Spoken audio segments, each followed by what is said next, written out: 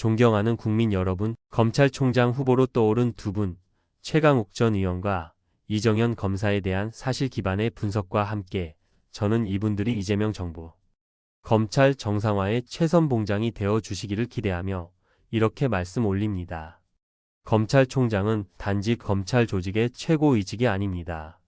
그것은 우리나라 사법정의, 법치주의의 척도이며 국민이 법 앞에 평등하다는 믿음을 지켜내는 상징입니다.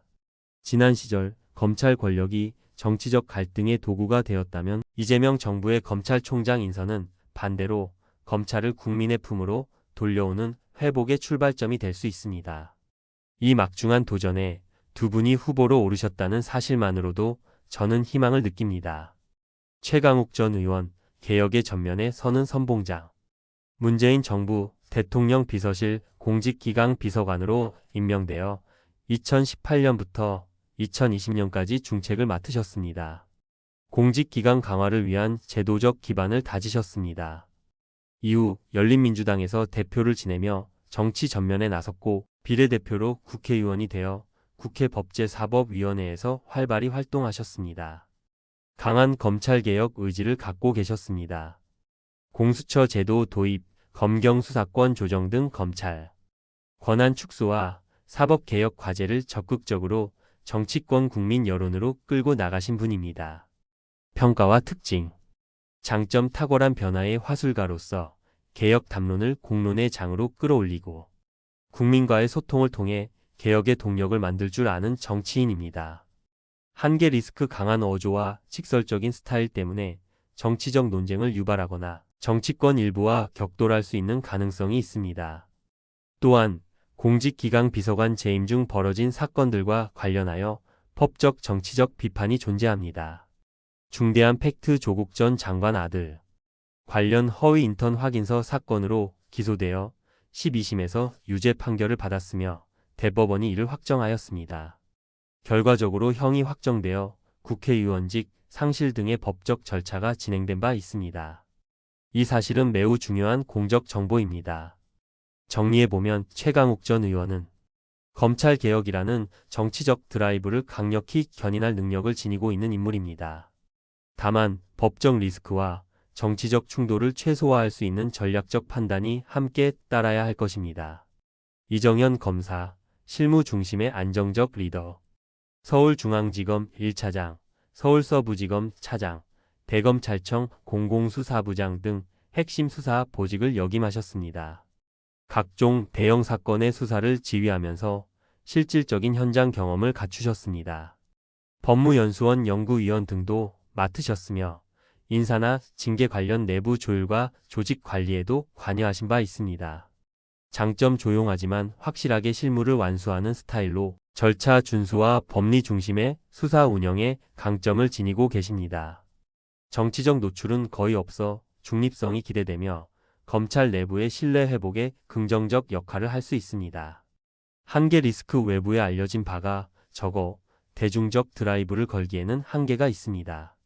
최근엔 일부 인사 및 징계 이슈로 내부 분열의 정황이 보도되기도 했습니다. 정리하자면 이정현 검사는 조직 안정과 수사의 일관성을 중시하는 실무형 리더로 검찰 내부 개혁의 기반을 다지는 데 적합한 인물입니다.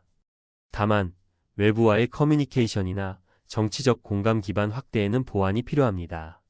두 분은 스타일은 전혀 다르지만 검찰 정상화를 위해 필요한 두 축을 각각 대표하고 있습니다.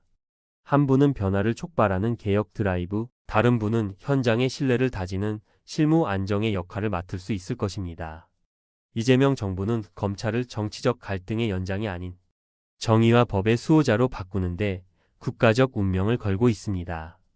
그 출발점은 검찰총장 인선입니다. 저는 두 후보 모두에게 이 다음과 같은 역할을 기대합니다. 제도적 개혁과 소통의 균형. 최강욱 전 의원이 오신다면 정치적 개혁 의제의 실질적 강도와 공론화를 불어넣어 주시기 바랍니다.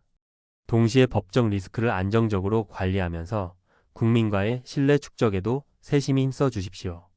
이정현 검사가 오신다면 조직의 절차와 수사 신뢰를 회복하는 데 탁월하신 실무 역량을 발휘해 주십시오.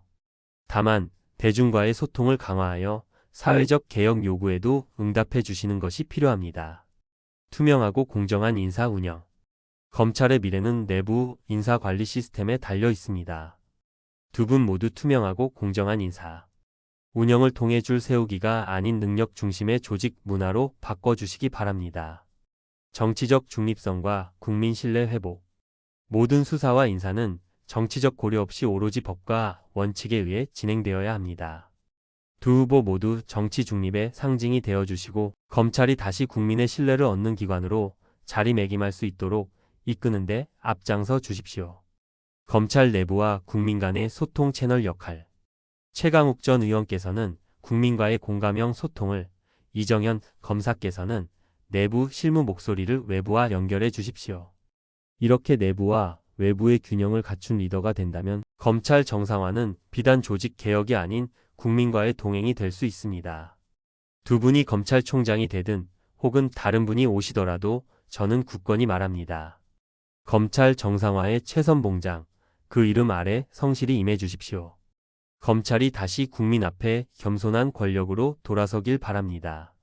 그 길은 쉽지 않겠지만 여러분의 용기와 소신 앞에 국민은 기꺼이 응답할 것입니다.